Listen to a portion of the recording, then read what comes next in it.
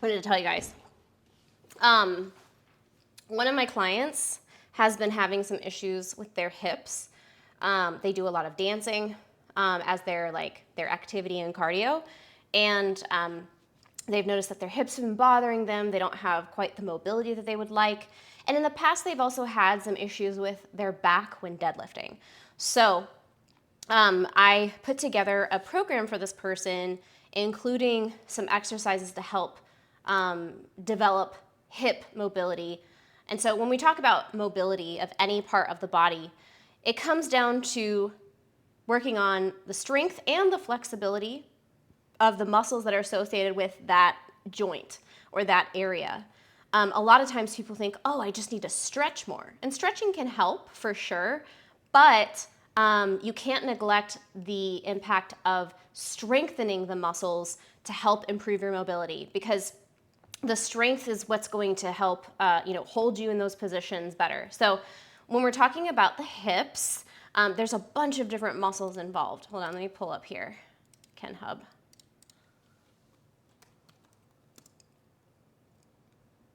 Wait, let me actually pull up a different link. Okay, KenHub adductor. Okay. Take a look at this shit. Look at so many muscles. There's so many muscles in the hips. When we experience pain or difficulty moving the hips, it could be associated with any of these muscles, right? We've got the iliopsoas, we've got the iliacus. I don't really know how to pronounce some of these. Iliacus. You also have your quadriceps can play a part of it. Iliopsoas is like, we colloquially call it like the hip flexor muscle. You've also got your adductors, which are attached, in the bottom of your groin and into the middle part of your upper leg. And so these all, move your leg basically within your hip joint. So when we want to talk about hip pain, most of the time it's associated with some kind of issue moving the leg in association with the pelvis, right? So all of these muscles manipulate the leg in some way, whether it brings your leg forward or out to the side or in towards the center line of your body, or rotates the leg outward or inward. There's a muscle associated with that. And so when you have poor hip mobility, usually it has to do with something in this region being tight and weak, and we need to work on strengthening and stretching any one of these muscles. And so there are a couple different exercises that you can do to help strengthen and improve the flexibility of these muscles. And so that's what I put together for my client. So when we want to talk about improving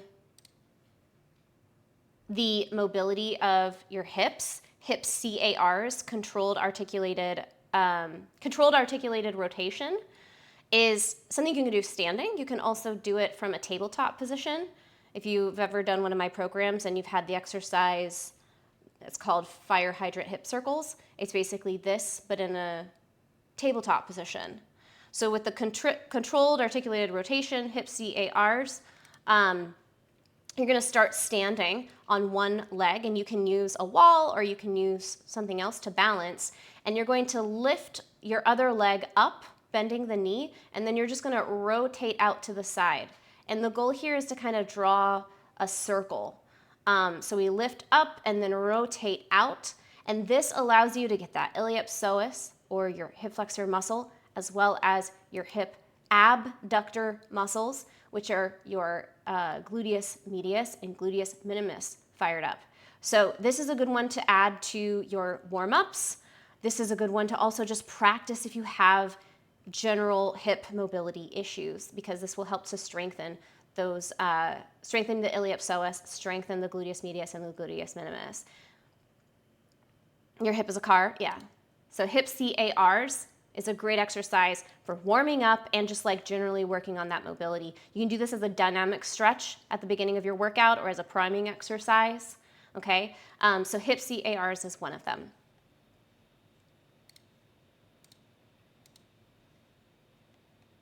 see. And then as far as a stretch goes, this is one of my favorite stretches for the hips. So this is called a Spider-Man plank. If you've ever done yoga, you probably have seen it called lizard pose. Let me set it to loop. You've probably seen it called lizard pose, but basically you start in a plank position. You can do it on your knees or with your knees up and in your toes, but you're gonna bring one leg as far forward as you can and put your foot flat on the ground. In the video I'm showing here, I'm reaching my leg pretty far, but that's because I have pretty big flexibility. If you can only reach if you can only reach your foot up to like where your hips are, that's totally fine. Just try to get your foot flat on the ground and then lower your hips down until you can come into a plank position if you can. So this is going to do a couple of things. This is going to stretch your hip flexor, your iliopsoas of that straight leg that's back. It's also going to stretch your hip adductor muscles. That gracilis et al. Other muscles that are in there. So this is a great hip opening exercise and to stretch out your hip flexors. You can do this dynamically, just like switching side to side, spending a few seconds to each side, or you can hold it for as long as a minute. And the longer that you hold it, the deeper you can kind of sink into the stretch as your muscles relax and open up. So those are Spider-Man planks. Hi, Sega-san, how are you?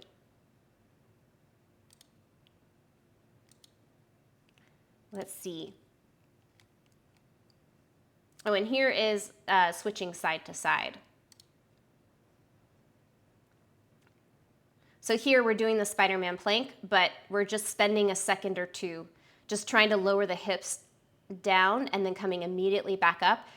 Doing the exercise side to side like this is a great way to warm up the muscles and to just kind of like ease your way into the stretch.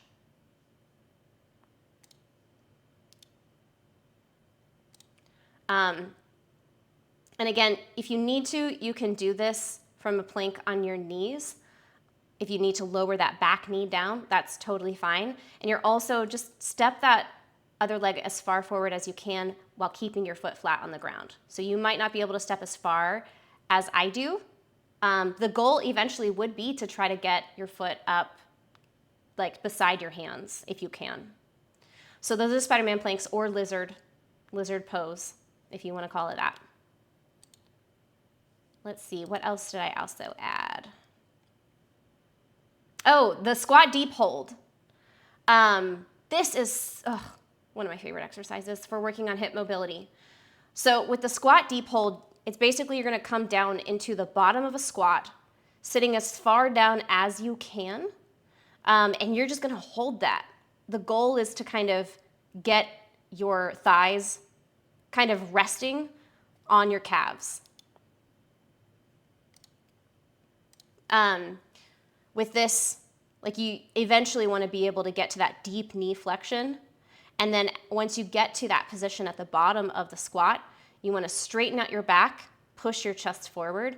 And this is actually a yoga pose as well. And you use the elbows on the sides, or you use your elbows on the insides of your knees to kind of push your legs outward. When you're coming into a deep squat, you really want to drive your knees apart as much as you can. That's going to help to open up the hips, which will allow you to sink further into the squat and get a deeper hip flexion.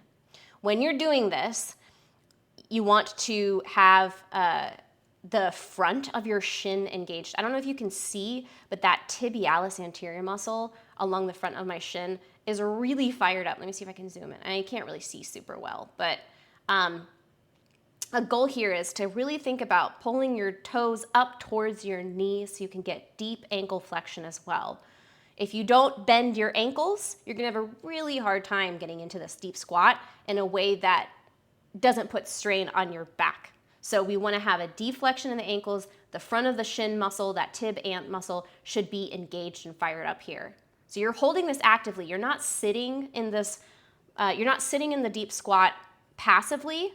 You're really trying to maintain those muscles being fired up as much as you can. And also really make sure that you're keeping your back straight. A lot of times people will kind of hunch forward and their shoulders will round forward because they're like trying to get as low as possible. Don't do that. Don't do that. Try to keep your back straight as much as possible. Use your arms to kind of help push your shoulders back and push your chest forward. Okay, so that's the deep squat hold. You want to hold it at the bottom, you know, anywhere between 15 to 60 seconds. The longer that you hold it, you'll notice that you will be able to relax deeper into the stretch. And doing this several rounds, you know, you hold down at the bottom for, you know, 30 to 60 seconds, come back up, rest, maybe do some dynamic stretches, shake out your legs, do some leg swings, and then do it again.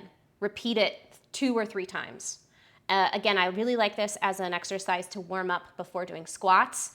It's a great way to open up the hips. So that's the deep squat hold. Get rid of that. Or show you. Hands on your knees. X. Thighs on your calves. Check. Exactly. Okay, so this stretch, pigeon stretch, I had a client many years ago who used to call it kinky pigeon because she would do this stretch at home and her husband would look at her and be like, which I think is so cute and funny. I don't know why, but I guess like people really like this stretch. They find it to look sexy or something. But yeah, kinky pigeon or a pigeon stretch is a pose, a stretch from yoga. It's a really great one for stretching your glutes as well as your hip flexors. And you can do it from several different levels. To first, you know, enter into the stretch, you want to start on hands and knees in tabletop position, and then slide one of your knees forward and the other one back until you make like a little window there, right, between your knees, and you're gonna just turn your forward leg inward and pop your foot through that little window so that you're in this position with the knee on the ground. And then you're just gonna slide down, bring your front knee forward and your back knee back just to the point where your mobility allows, okay? Don't feel like you have to be sitting with your hips on the floor. If your mobility doesn't allow you to do that, don't worry about it, it's fine. Just if you have to sit up here, like a little bit higher, where I am here, if that's as far as you can go, that's okay. You know, you will get more flexible the more you practice this. But sink as far down as your flexibility allows. Now you can stay upright like this, where you have your hands on the floor and your shoulders up. Let me move this over. Or you can sink a little bit deeper into the stretch by coming down onto your elbows. And you can go even deeper into it by reaching your hands forward and resting your head on the floor. This would be full king pigeon pose in yoga. And you want to do this to both sides. To come out of it, you're just going to walk your hands back up if you're not already there, and you do the reverse basically, where you're from this position, you push your hips up, untuck your foot, and bring your knees underneath your hips, and come back into the tabletop position. Let's see, do I do it at the end? No, okay. I didn't show it in this video of how to get out of it. I will in the next one. Okay, so that's king pigeon or pigeon stretch. Really great one. But again, you want to make sure that you're listening to your body, only sink as far as your flexibility allows. It will get better the more you practice.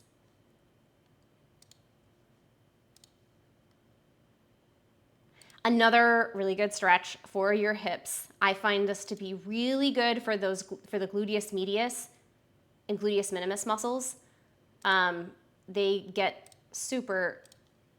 Those muscles tend to get super duper tight. Fire log. So fire log, you are going to be stacking your legs on top of each other with your knees bent, trying to sit with both sit bones on the floor. And if your legs don't stack completely parallel, that's okay. Just go to where your mobility allows. So to get into this exercise or this stretch, you're going to start seated on the floor with both of your knees bent, and then you're going to sneak one of your feet underneath the other leg, just with the foot underneath the knee. And you know what? You might find that that is enough of a stretch, and that's all you need. The goal here would be to feel it in the hip of the leg that's on the bottom, okay? So if you feel it in the outside of your hip, that's where you should be feeling it. and it might be intense enough of a stretch for you at this point, okay? And if that's the case, just hold it, breathe, and stretch. However, if you want to go a little bit deeper with it, you can stack your other leg on top by crossing your ankle over your knee and then letting your top knee relax over your bottom foot. So you're sitting tall like this. Try to sit as tall as you can. Lean back if you need to. And in this case, you should be feeling the stretch in both sides of your hips. And it should be hitting the iliopsoas muscle, your hip flexor. You might also feel it in your gluteus minimus, right? So this is a great one for getting the outside of your hips nice and stretched. You want to make sure that you do this to both sides. So hold this for 30 to 60 seconds and then, slowly come back out, taking off your front leg, coming back to that knee position or that bent knee position, and then go to the other side and switch up your feet. And you might find that one side is more flexible than the other. That's totally normal, totally fine. You will get better at it the more that you practice it, just like with any other stretch. You'll get more flexible over time. And don't feel like you have to lean forward. You can if you want to. If it feels good, you can reach forward and kind of like fold over your legs. But you can also get plenty of a stretch by just sitting tall here. So that is fire log.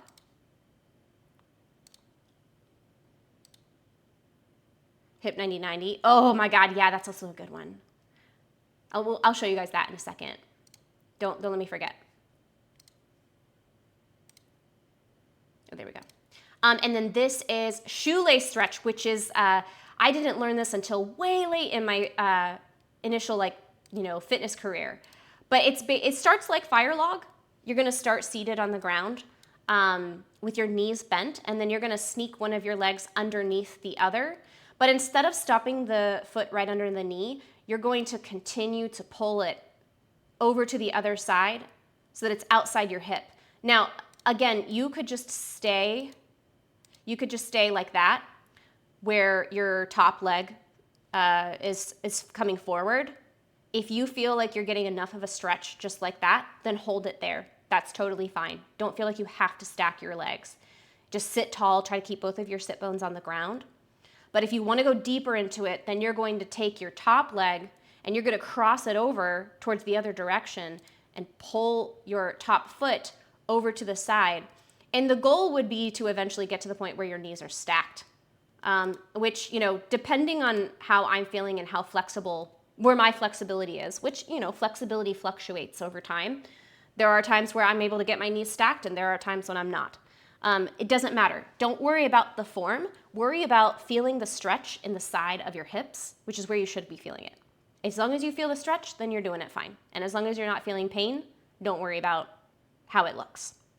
So hold this for 30 to 60 seconds and then, unwind your legs and take it to the other side, swapping out which foot is on bottom by sitting tall, knees bent, sneak your other leg underneath the other side, and then stack your legs. So that's shoelace. I really love that stretch for the outside of the hips.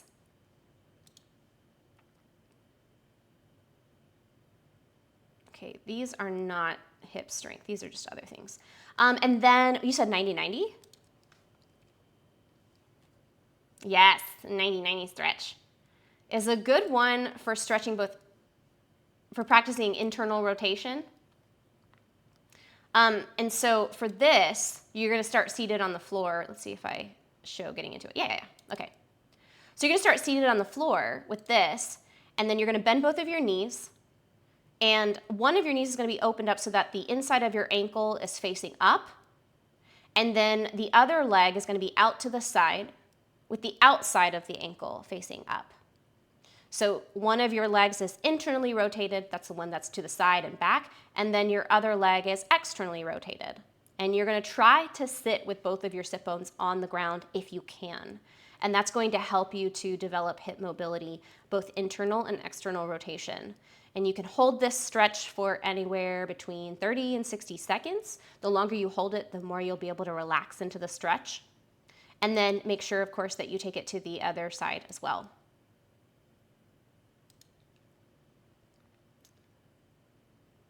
Yeah. And yeah, like Ghost Chinchilla said, if you lean forward, you can also get a little bit of a glute stretch as well and kind of turn it into a little bit of a pigeon pose.